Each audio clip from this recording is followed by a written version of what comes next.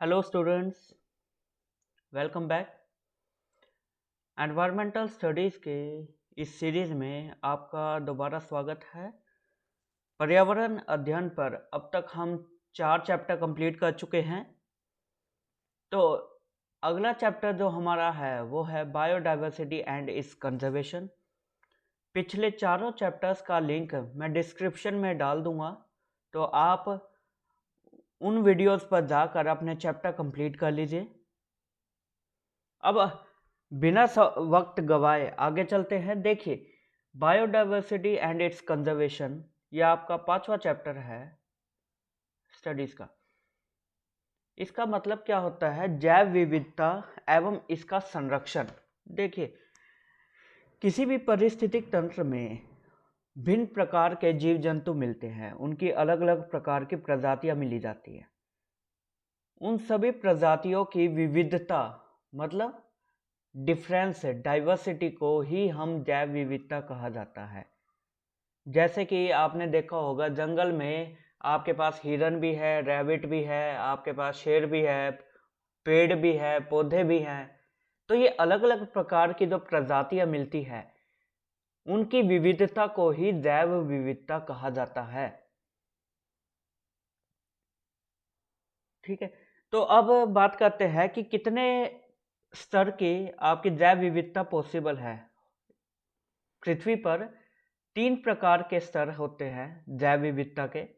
आनुवांशिक विविधता यानी कि जेनेटिक डाइवर्सिटी, प्रजाति विविधता यानी स्पीशीज की डाइवर्सिटी, और समुदाय पारिस्थितिक विविधता यानी कि इकोसिस्टम डाइवर्सिटी। इनको आप सिंपल भाषा में इस प्रकार से समझिए कि आपका, देखिए, इकोसिस्टम पारिस्थितिक तंत्र हम तीसरे चैप्टर में बता चुका हूं मैं आपको कि वहां पर इकोसिस्टम क्या होता है, पारिस्थितिक तंत्र क्या होता है। उसके अंदर अलग अलग प्रकार के आपके जीव मिलते हैं। जैसे आपके पास शेर भी है, आपके पास रैबिट भी है, आपके पास हिरन भी है। ठीक है, तो एक पारिस्थितिक तंत्र में अलग अलग प्रकार के जीवों का मिलना, उनकी विविधता को हम कहते हैं इकोसिस्टम डाइवर्सिटी। ठीक है, अब बात करते हैं कि उस इकोसिस्टम में मान लीजिए आपके पास है, चलो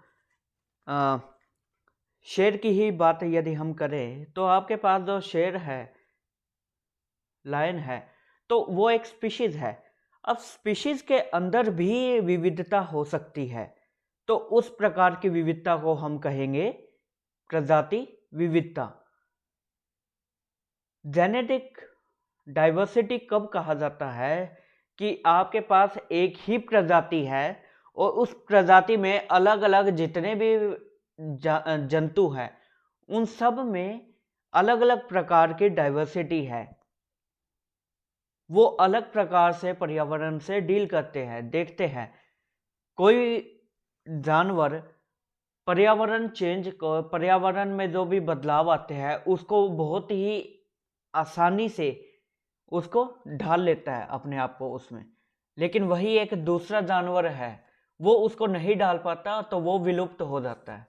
तो ये सब आपके किस वजह से है? जेनेटिक डाइवर्सिटी की वजह से। तो यदि मैं इन तीनों को ही कंसीडर करूं, तो सबसे पहले इकोसिस्टम डाइवर्सिटी आ गया बहुत ही बड़े लेवल पे। फिर उसके बाद एक ही स्पीशीज में अलग अलग लोगों का मिलना, अलग अलग प्रजाति में जीवों का मिलना, तो उनको हम कह देते हैं स्पीशीज डाइवर्सिटी, प्रजाति विविधता। और एक ही प्रजाति में आपके पास अलग अलग प्रकार के जानवरों का उनका अलग अलग स्टेमिना होना, तो वो सब आपके पास आ जाता है जेनेटिक डाइवर्सिटी के बारे में। तो यानी कि आपकी जैव विविधता पारिस्थितिक तंत्र के लेवल पर भी, स्पीशीज, डिफरेंट स्पीशीज जैसे मिल जाती है, तो उन प्रजातियों के लेवल पर भी, स्तर पर भी, और साथ ही इंडिविजुअल लेवल पर भी आपके पास वेरी करती है, डिफरेंट होती है। तो जैव विविधता के ये 3 स्तर आपके पास है: आनुवांशिक विविधता, प्रजाति विविधता और सामुदायिक विविधता। अब बात करते हैं कि जैव विविधता का महत्व क्या है, क्यों इतना ज़रूरी है, हम इसके बारे में क्यों पढ़ने लग रहे हैं। देखिए, आप एक बात समझिए, आपके पास किसी भी एक पारिस्थितिक तंत्र में अलग प्रकार के प्रजातियां मिलती है, तो हर प्रजाति की अपनी एक महत्व होता है जिससे हमें काफ़ी कुछ मिल सकता है। ठीक है, उदाहरण के लिए देख सकते हैं, जैसे पहले उपभोगी मूल्य, यानी कि वो प्रजातियां जिनका हम कंजम्पशन के लिए यूज कर सकते हैं। जैसे आपके पास पौधे हैं, पेड़ों में लकड़ी, औषधि, भोजन, गोंद, ये सब हम वहां से इकट्ठा कर सकते हैं। तो किसी भी पेड़ से आपको भोजन मिल सकता है फलों के रूप में, औषधियाँ मिल सकती है। औषधियाँ जैसे कि आपके तुलसी का पौधा है, वो उसमें औषधीय तत्व होते हैं।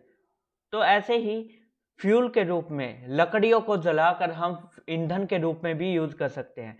तो ये सब कब कर पा रहे हैं, जब हमें महत्व पता है किसका, जैव विविधता का। आपके पास एक साल की लकड़ी है, एक आपके पास चंदन की लकड़ी है, दोनों का महत्व अलग अलग है, वैल्यूज अलग अलग है। ठीक है, तो ये आपके पास आ गए कि कंजम्पशन पॉइंट ऑफ व्यू से क्या महत्व है हमारे जैव विविधता के। दूसरा महत्व आता है फिर उसके बाद प्रोडक्टिव यूजेज वैल्यू, यानी कि उत्पाद के वैल्यू महत्व से। उत्पाद का क्या है कि देखिए, आपको रेशम भी मिल सकता है, शहद भी मिल सकता है, लाख, मोती, गोंद, चमड़ा, ऊन। तो ये सब जो प्रोडक्ट्स हमें मिलते हैं, उत्पाद हमें कहाँ से मिलते हैं, जंगल से मिले हैं। तो उनके अलग अलग प्रोडक्ट या उत्पाद मिलने की वजह से भी अलग अलग प्रकार के जैव विविधताओं की हमें ज़रूरत है, हमें महत्व है। ठीक है, फिर उसके बाद कहते हैं समाज में जैव विविधता का क्या महत्व है।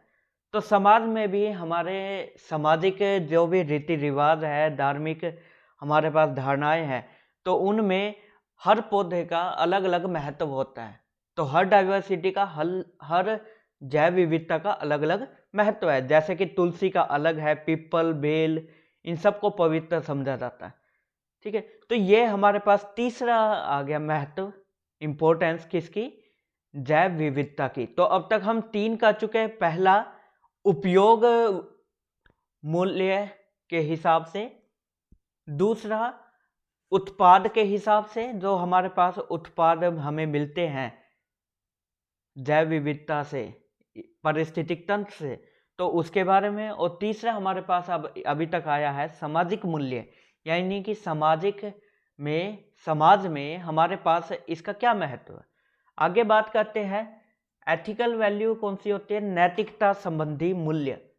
कि हमारे भारत में आपका बहुजन हिताय बहुजन सुखाय का एक मंत्र दिया जाता है, जहाँ पे हम पूरे संसार को ही एक परिवार के रूप में लेते हैं। तो नैतिकता के आधार पर भी और जियो और जीने दो के आधार पर भी बहुत महत्व है किसका, जैविक विविधता का। ऐसा नहीं है कि आपके पास जैविक विविधता में कि आप खरगोश को बचाए रखो, सभी शेरों को मार दो, नहीं। ठीक है, शेरों को भी जीने दो, खरगोश को भी जीने दो, उन्हें प्राकृतिक रूप से बड़े होने दो। तो ये है सिद्धांत आपका किसका, नैतिकता का।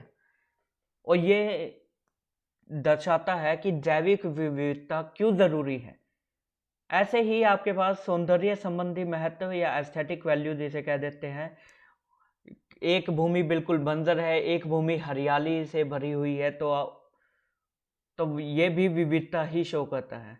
ठीक है, फिर उसके बाद बात करते हैं इकोसिस्टम सर्विसेज, पारिस्थितिक सेवाएं। प्रकृति में विभिन्न प्रकार के चक्र चलते हैं, जैसे जल चक्र, आपने वाटर साइकिल सुना होगा, ऑक्सीजन चक्र, ऑक्सीजन साइकिल, साथ ही में खनिज चक्र आपके। तो ये सभी चक्र कहीं ना कहीं संतुलित करने के लिए जरूरी है आपके पृथ्वी में। ठीक है, तो बायोडाइवर्सिटी या जैव विविधता की वजह से आपके ये चक्र निरंतर चलते रहते हैं। ठीक है, तो ये आपका था आखिरी इम्पोर्टेंस ऑफ जैव विविधता या जैव विविधता की महत्व क्या है। तो ये इसके बाद हमारे पास अगला टॉपिक आता है कि जैव विविधता को खतरा क्यों है। आपके पास आपने कभी सुना होगा कि समाज में कई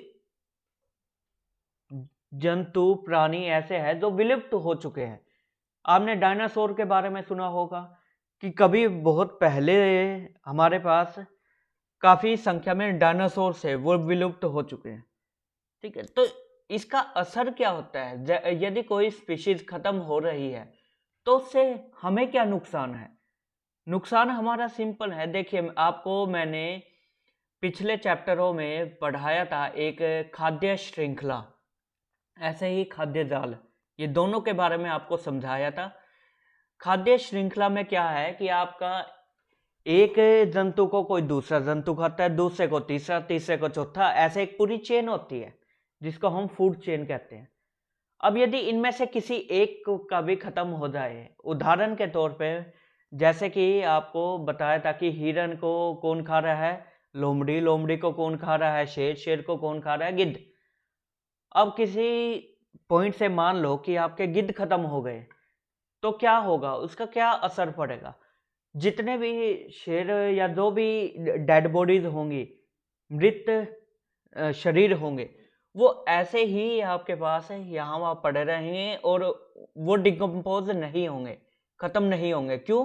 खत्म करने का जिम्मा प्रकृति ने किसको दिया हुआ था? गिद्ध को। लेकिन गिद्ध ही खत्म हो गए तो आपके वो डेड बॉडीज ऐसे ही गलती रहेंगी पूरे पृथ्वी पर। ऐसे ही मान लो शेर खत्म हो गए, मान लो, तो फिर किसकी संख्या बढ़ने लग जाएगी? आपकी लोमड़ी की। और लोमड़ी की संख्या बढ़ गई तो वो असंतुलन आ गया। ठीक है, तो इसलिए ही जैव विविधता, क्यों? क्योंकि देखिए ये जैव विविधता ही तो है कि लोमड़ी अलग प्रकार का प्राणी है, शेर अलग प्रकार का प्राणी है, गिद्ध अलग प्रकार का प्राणी है, तो ये जैव विविधता ही तो है सारी। तो यदि जैव विविधता को कोई खतरा आता है तो उससे हमें तो नुकसान होगा ही, क्योंकि फूड चेन आपकी डिस्टर्ब हो जाएगी, संतुलन बिगड़ जाएगा। तो अब बात करते हैं कि ये कैसे खतरा कैसे है जैव विविधता को। कुछ कारक है जो कि खतरे के तौर पे लिए जाते हैं जिनसे जैव विविधता को खतरा हो सकता है। ठीक है, तो मैं जल्दी से बता देता हूँ आपको कौन कौन से। देखिए, हैबिटेट डिस्ट्रक्शन। कोई स्पीशीज है, प्रजाति है, वो जंगल में रहती है, मान लो किसी एरिया में, उस क्षेत्र के सभी पेड़ों को काट दो और उसको एक तरह से अर्बनाइज कर दो, यानी कि वहाँ पे अपनी सड़कें वगैरह बना दिया आपने। तो आपने जंगल काट दिया, जंगल काटने से क्या हुआ? वो किसका आवास था? उस स्पीशीज का, प्रजाति का आवास था। तो आवास का विनाश करने से भी प्रजातियां विलुप्त हो सकती हैं। तो हमारे जैव विविधता को आ गया खतरा डिस्ट्रक्शन से। ठीक है, आगे बात करते हैं। ऐसे ही हैबिटेट फ्रेगमेंटेशन। जो फ्रेगमेंट आपने क्या किया, जैसे मान लो कोई जंगल है, जंगल के बीच में से रोड निकाल दी, तो क्या हुआ? दो पार्ट में डिवाइड कर दिया आपने जंगल को। ठीक है, फ्रेगमेंट कर दिया, तो उससे भी क्या हुआ? प्रजातियों के आने जाने का रास्ता अवरुद्ध हो गया, क्योंकि आपने बीच में हाईवे निकाल दिया। तो इससे भी आपके खतरा हो सकता है जैव विविधता को। ऐसे ही पोल्यूशन की वजह से भी, क्योंकि पोल्यूशन से इंसान तो मरते ही मरते हैं, साथ ही में पोल्यूशन से आपके पास जो प्रजातियां हैं, जो संवेदनशील प्रजातियां हैं, उनके भी पतन का कारण बन सकता है। ठीक है, तो ये है। फिर उसके बाद विदेशी प्रजातियों का परिचय। होता क्या है, कई बार जैसे आपने यूकेलिप्टस सुना होगा, एक वर्ड आता है, पौधे का नाम है यूकेलिप्टस। ये इंडिया की प्रजाति नहीं है, ये क्या है? ऑस्ट्रेलिया से प्रजाति आई थी। तो वो स्पीशीज, एक्सोटिक स्पीशीज कौन सी कहते हैं? जो कि एक तरह से डोमिनेंट होती है। जैसे मान लीजिए आपके पास एक साल का पौधा है, ठीक है, एक यूकेलिप्टस का पौधा आ गया, दोनों प्रजातियां अलग अलग हैं, पौधे अलग अलग हैं। अब हुआ क्या कि जो साल है वो अपने तरीके से विकास करता है, यूकेलिप्टस अपने तरीके से विकास करेगा। यूकेलिप्टस का विकास दर बहुत ज़्यादा है मान लो, तो क्या होगा उस एरिया में जहाँ पे यूकेलिप्टस लगाया गया है ज़्यादा से ज़्यादा यूकेलिप्टस पौधे हो जाएंगे और साल होंगे कम। तो उससे क्या हुआ, वो प्रजाति जो बाहर से आई थी, ऑस्ट्रेलिया से आई थी, उसकी वजह से अब जनसंख्या किसकी ज़्यादा होगी, यूकेलिप्टस की। ठीक है, जिसकी वजह से साल के पौधे कम मिलने लगेंगे, उनका विकास कम होने लग जाएगा। तो इसकी वजह से आगे चल के फ्यूचर में साल विलुप्त हो जाएगा। तो ये भी एक खतरा है किसका, कि यदि आपके ऐसी स्पीशीज, ऐसी प्रजाति है जो विदेश से आई है और वो काफ़ी ज़्यादा डोमिनेंट है, वो हो जाती है, तो उससे भी हमें देसी जितनी भी प्रजाति है उनको खतरा हो सकता है। ठीक है, आई होप आप समझ गए। आगे चलते हैं। शिकार से भी बिल्कुल, आप एक बात देखें, आप शेरों का शिकार, बाघों का शिकार करना शुरू कर दें तो उनकी जनसंख्या कम हो जाएगी। जनसंख्या कम हुई बाघों की तो आपके पास असंतुलन आ गया। ठीक है, इकोसिस्टम में या जैव विविधता को खतरा हो गया क्योंकि आपने शिकार शुरू कर दिया, हंटिंग। ठीक है, तो ये आपके इसकी वजह से ही भी काफ़ी प्राणी या काफ़ी आपके जीव जंतु विलुप्त हो चुके हैं पहले भी, और काफ़ी विलुप्त होने की कगार पे। ठीक है, तो ये था आपका जैव विविधता को क्या क्या खतरे हैं, कौन कौन से कारक है जो कि खतरे होते हैं। फिर बात करते हैं कि जैव विविधता को संरक्षण कैसे प्रदान किया जाए। ये भी हमने देख लिया अब तक कि जैव विविधता के क्या होता है, कितने स्तर के हैं। फिर हमने देखा कि जैव विविधता हमारे लिए ज़रूरी क्यों है, why biodiversity is quite important for us. तो उसके बाद फिर हमने देखा कि जैव विविधता, ओके समझ लिया। फिर हमने देखा कि कौन कौन से कारक है जो कि इसको खत्म करने के उत्तरदायी हैं, तो वो हमने देख लिए कारक। अब बात करते हैं इसको बचा कैसे सकते हैं, क्योंकि बचाना तो ज़रूरी है। यदि जैव विविधता हम नहीं बचाएंगे तो पृथ्वी पर असंतुलन आ जाएगा और उसका सीधा असर इंसान पर पड़ना ही पड़ना है। तो अब बात करते हैं कि इसको संरक्षण के लिए क्या किया जा सकता है और क्या किया जाता है। तो देखिए, जैव विविधता को संरक्षण के दो प्रमुख उपाय हैं, दो फैक्टर्स हैं, मैं जल्दी से आपको बता देता हूं। पहला है अंतः आवासीय संरक्षण, इन सीटू कंजर्वेशन स्ट्रैटेजी। अंतः आवासीय का मतलब क्या है कि आपका जैसे मान लीजिए कोई जंगल है और उस जंगल में अलग अलग प्रकार के काफ़ी प्रजातियां पाई जाती हैं, तो गवर्नमेंट क्या करती है कि उस जंगल को ही एक तरह का संरक्षण या उसको बाउंड्री वगैरह करके प्रोटेक्ट कर दिया कि भाई आम इंसान का वहाँ जाना मना है। तो इस प्रकार के जो संरक्षण की स्ट्रैटेजीज हैं उनको हम कहते हैं इन सीटू कंजर्वेशन स्ट्रैटेजी। दूसरा क्या है आपका एक्स सीटू, यानी कि आपने क्या किया, जैसे चिड़ियाघर बना दिए। ठीक है, आपने जो पहले से ही आपका पारिस्थितिक तंत्र बना हुआ था वो उसके बजाय एक अलग से जगह को आपने पारिस्थितिक तंत्र के रूप में डेवलप कर दिया, बना दिया। जैसे चिड़ियाघर आ गया आपके पास जेनेटिक संस्थान केंद्र आ गए। तो ये सब आपका किसका उदाहरण है, बाह्य आवासीय संरक्षण एक्स सीटू कंजर्वेशन के। तो अब बात करते हैं वापस कि इन सीटू में भी अलग अलग प्रकार के आपके पास कंजर्वेशन मेथड्स हैं। पहला, और ये तीनों बहुत इंपॉर्टेंट है, मैं पहले ही बता दूं एग्जाम पॉइंट से आपके पास ये तीनों के तीन मेथड कौन से, national park, wild life sanctuary और बायोस्फीयर रिजर्व्स, ये तीनों आपके एग्जाम पॉइंट से बहुत इंपॉर्टेंट है। तो थोड़ा ध्यान से समझ लीजिए कि ये एक्चुअल में होता क्या है। देखिए, आपके पास यदि इन तीनों को आसानी से समझना है तो मैं ऐसे समझा सकता हूं। देखिए, सेंचुरीज क्या है, मतलब कि वो क्षेत्र जहां पर जो वन्य जीव है उनको प्रोटेक्शन दी गई है, उनको बचाया गया है।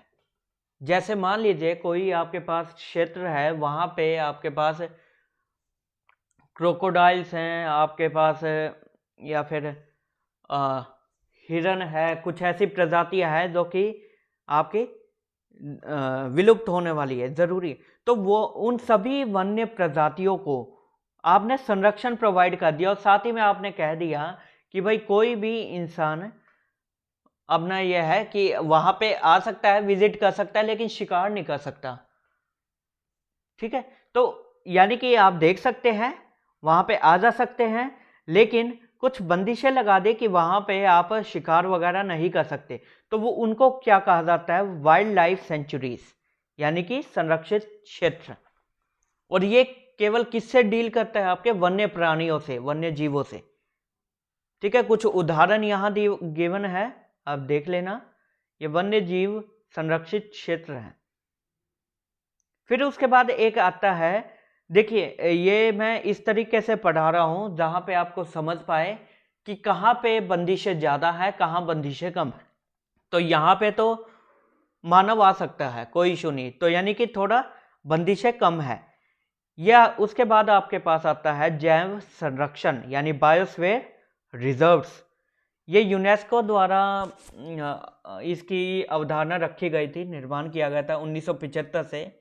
तो अब इसमें क्या होता है कि आपके पास जो भी पौधे हैं, पेड़ पौधे हैं या वन्य जीव है, दोनों को ही संरक्षण दिया गया है इसमें बायोस्फीयर रिजर्व में।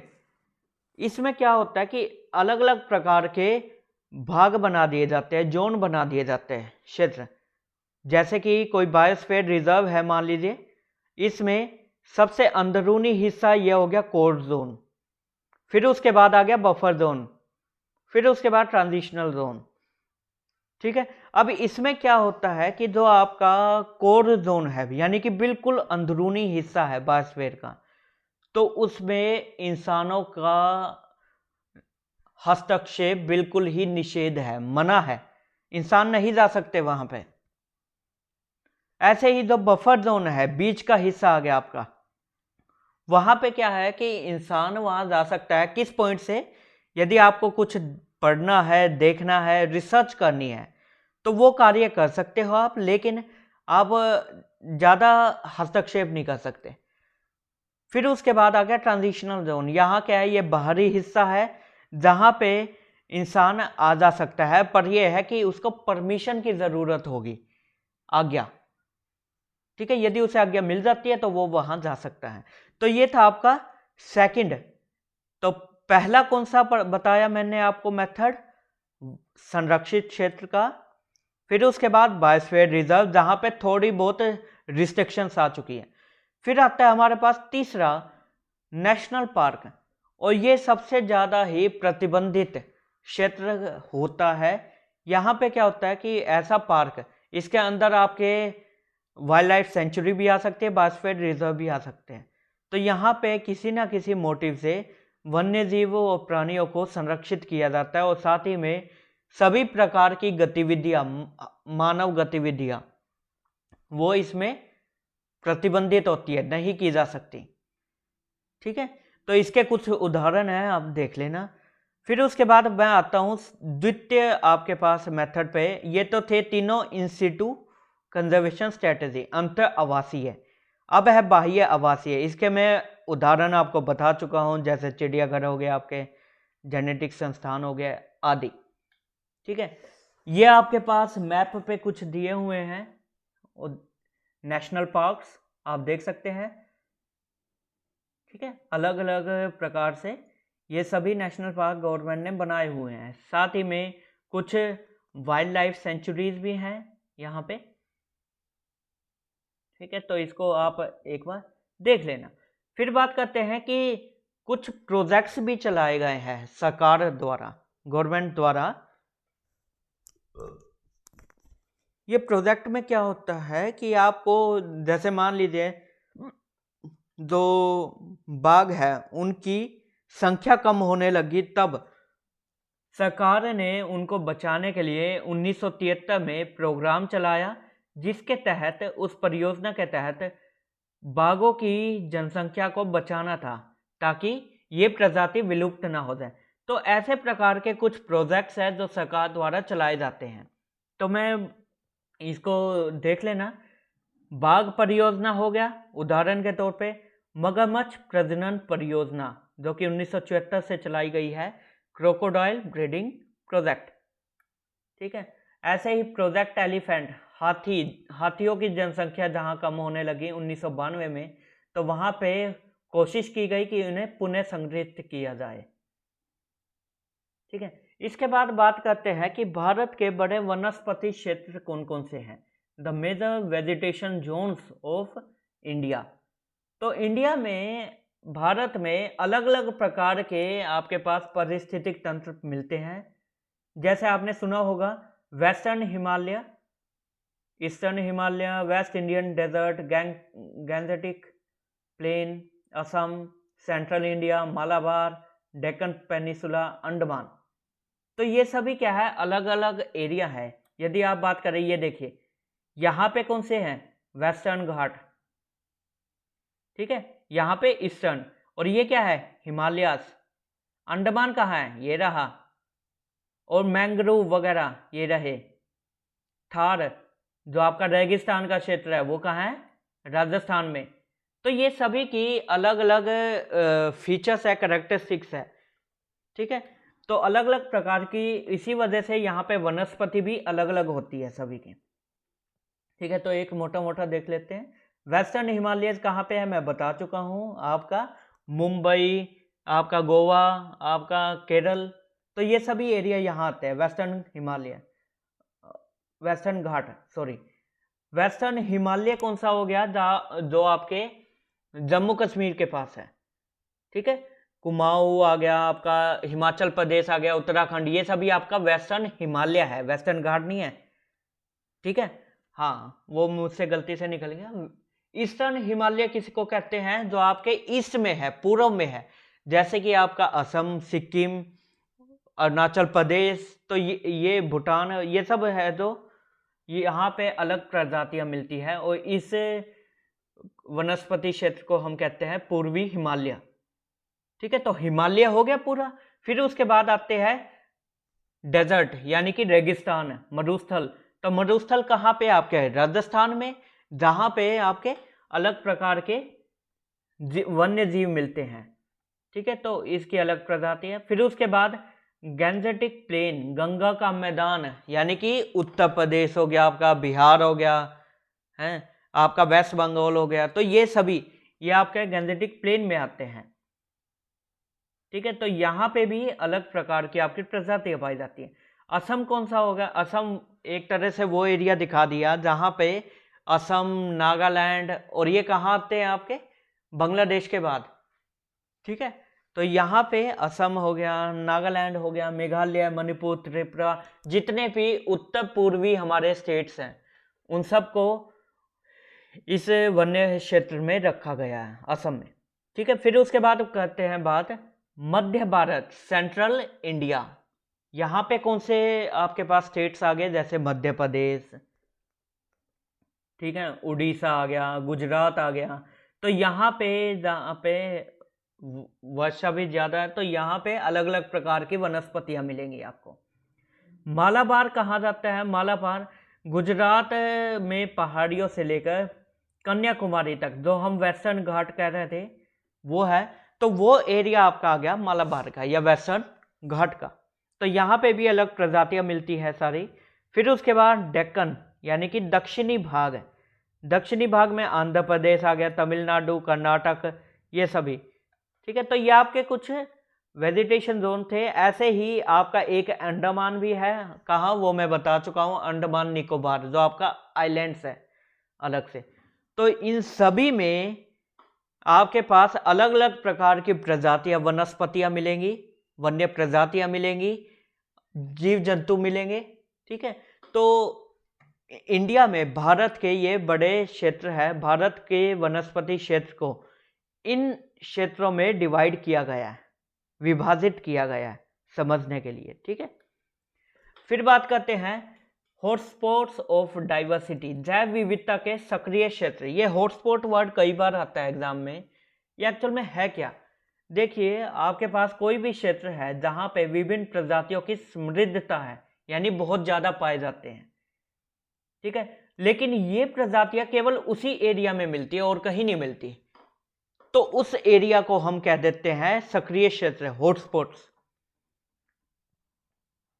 ठीक है, तो उदाहरण के लिए आप इस बात से समझ लीजिए, मान लीजिए आप जैसे हरियाणा में है हम, तो हरियाणा में आपके पास मान लेते हैं कि कुरुक्षेत्र में या अंबाला में कोई एक ऐसा एरिया है जहां पे एक प्रकार की प्रजाति पाई जाती है, वो पूरे इंडिया में कहीं नहीं मिलती, पूरे भारत में कहीं नहीं मिलती मान लो, तो उस क्षेत्र को हम कहेंगे हॉटस्पॉट। वहां पे उस प्रजाति की बहुत संख्या है, जनसंख्या ज्यादा है, लेकिन मेन बात क्या है कि आपका वो प्रजाति कहीं और मिलती ही नहीं है, तो इसलिए उस एरिया को हम कहेंगे हॉटस्पॉट्स ऑफ द बायोडाइवर्सिटी। ठीक है, आई होप आप समझ गए हैं। उसके बाद कुछ टर्म्स आती हैं आपके पास, ये दो, एक इंडेंजर्ड स्पीशीज जिसको कहते हैं संकटग्रस्त प्रजातियां, और विलुप्त प्रजातियां। नाम से ही आप समझ सकते हैं संकटग्रस्त का मतलब क्या है, जो कि विलुप्त होने वाली है, संकट में है।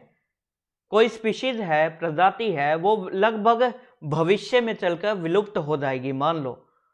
ठीक है, तो उसको हम कह देते हैं संकटग्रस्त प्रजाति, इंडेंजर्ड स्पीशीज। और ये लिस्ट कौन मेंटेन करता है, IUCN। ठीक है, तो आगे देखते हैं एक्सटिंक्ट स्पीशीज क्या है, जो प्रजातियां विलुप्त हो चुकी है, खत्म हो चुकी हैं, उनको हम कह देते हैं एक्सटिंक्ट स्पीशीज। फिर आती है बात रेड डाटा बुक। ये क्या है, आपका लाल आंकड़ा पुस्तक। IUCN जो इंटरनेशनल यूनियन है for conservation of wild life, तो उसके लिए क्या है कि आपके पास IUCN एक रेड डाटा बुक मेंटेन करती है, प्रकाशित करती है, जिसमें जो भी संकटग्रस्त प्रजातियां हैं और विलुप्त होने वाली प्रजातियां हैं, उनकी लिस्ट होती है, पूरी सूची होती है शामिल। ठीक है, तो एक रेड डाटा बुक से हमें यह पता लग जाता है कि कौन सी प्रजाति विलुप्त हो चुकी है, कौन सी प्रजाति विलुप्त होने की कगार पर है। और ये क्यों जानना जरूरी है, ताकि हम उस प्रजाति को बचाने के लिए प्रयास कर सकें, जैव विविधता को बचाने का प्रयास किया जा सके, तो इसलिए ये बहुत ही अहम है। उसके बाद अंतिम टॉपिक आपके पास आता है कि मैन एनिमल कन्फ्लिक्ट। काफी ऐसे उदाहरण देखे गए हैं अतीत में जहां पे इंसानों और जानवरों के बीच में काफी लड़ाइयाँ या कन्फ्लिक्ट झगड़े देखने को मिले हैं। उसकी वजह क्या है, देखिए बहुत ही साधारण सी बात है। यदि कोई क्षेत्र ऐसा है जहाँ पे काफ़ी समय से वन्य जीव रह रहे हैं और इंसान वहाँ पे हस्तक्षेप करने लग जाए, वहाँ पे उसका विकास करने के नाम पे सड़कें बनाने लग जाए, जंगल को काटने लग जाए, तो झगड़े तो होंगे ही। तो इंसान और पशुओं के बीच में काफ़ी झगड़ों का भी मामले सुनने में आया है। ठीक है, तो ऐसा सुनने में आता है। अब बात करते हैं कि क्या वजह है इन कन्फ्लिक्ट्स की, झगड़ों की। तो एक वजह तो मैं बता चुका हूँ, अतिक्रमण, कि आप जंगलों को काट के आप यदि अपना विकास करने लग रहे हैं तो उनका आवास खत्म हो रहा है, उनका आवास खत्म हो रहा है, तो जिसकी वजह से झगड़े बहुत हो सकते हैं। ठीक है, तो ऐसे ही आवास को नष्ट करके जो पशु है उनको आप बाहर ले जाते हैं जंगल से, और उनके जो पार्ट्स हैं, जैसे उनकी चमड़ी को बेच देना, मार देना, उनके सींगों, जो सींग है उन सींगों को व्यापार करना, तो ये सब जो पोकिंग में आते हैं, आपके शिकार में आते हैं, तो उसकी वजह से भी झगड़े देखने को मिलते हैं। ठीक है, ऐसे ही वातावरण यदि बदलाव आता है तो उस वजह से भी झगड़े देखने को मिलते हैं। ठीक है, अब इससे बचने के उपाय क्या है, तो बचने के उपाय देखिए, पहला उपाय तो यही है कि सरकार द्वारा राष्ट्रीय उद्यान बना दिए गए हैं, wild life sanctuary, biosphere reserve बनाए जा रहे हैं, ताकि इंसान उनमें हस्तक्षेप करे ही ना, और जब हस्तक्षेप ही ना होगा तो फिर वो झगड़े भी नहीं होंगे। ठीक है, तो ये आपके कुछ है कारण है, ठीक है, उपाय हैं जिनसे इन झगड़ों से बचा जा सकता है। ठीक है, तो अब बात करते हैं, कुछ क्वेश्चन देख लेते हैं। यह आपका छोटा सा चैप्टर था एक, जैव विविधता शब्द की परिभाषा बताएं, क्या होता है जैव विविधता। सक्रिय स्थान कौन से होते हैं? हॉटस्पॉट्स। तो हॉटस्पॉट्स के बारे में बताएं क्या है। जैव संरक्षण स्थल हो गया, लाल आंकड़ा बुक हो गया, अतिशीत संरक्षण हो गया, बाघ परियोजना, राष्ट्रीय उद्यान, ये सब मैं बता चुका हूं, तो इनके बारे में देख लीजिए। ठीक है, तो इस प्रकार से आपसे प्रश्न पूछे जा सकते हैं जैव विविधता के बारे में। यह हमारा 5वां चैप्टर था। अब तक हम इस बुक के या इस सब्जेक्ट के, इस कोर्स के 5 चैप्टर कर चुके हैं। साथ ही एक अलग से मैंने वीडियो भी बनाई थी कि असाइनमेंट की फाइल आपको कैसे बनानी है। तो आप सबको मैं पुनः बताता हूं कि आप सभी YouTube के लिंक पर जाकर, जो कि डिस्क्रिप्शंस में है, ये सभी वीडियोस एक बार देख लीजिए। इसके बाद जो हम अगला चैप्टर करेंगे वो है पर्यावरण प्रदूषण। ठीक है, तो वो हम नेक्स्ट क्लास में मिलेंगे। किसी भी विद्यार्थी को यदि कुछ पूछना है या कुछ नहीं समझ पाया तो कमेंट सेक्शन आप सबके लिए ओपन है, आप उसमें जाके कमेंट कर सकते हैं।